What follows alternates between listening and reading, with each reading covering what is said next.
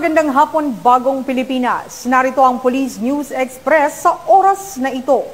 Binigyang linaw ng tagapagsalita ng Police Regional Office 11 ang alegasyon ng mga miyembro ng KOJC na iligal ang operasyong isinasagawa ng kapulisan sa naturang lugar, kabilang ang di umano'y planting of evidence, misconduct at abuse of authority.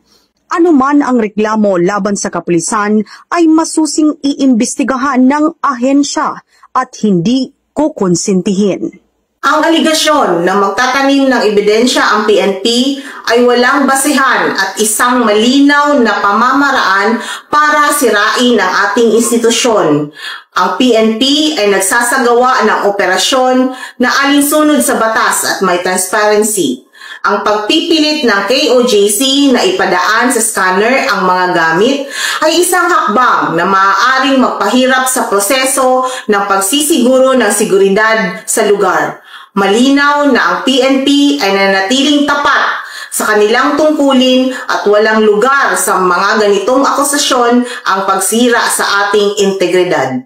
Para sa iba pang mga napapanahong balitang pampulisya, laging tumutok sa Police News Network, alagad ng batas, tagataguyod ng balitang pulis.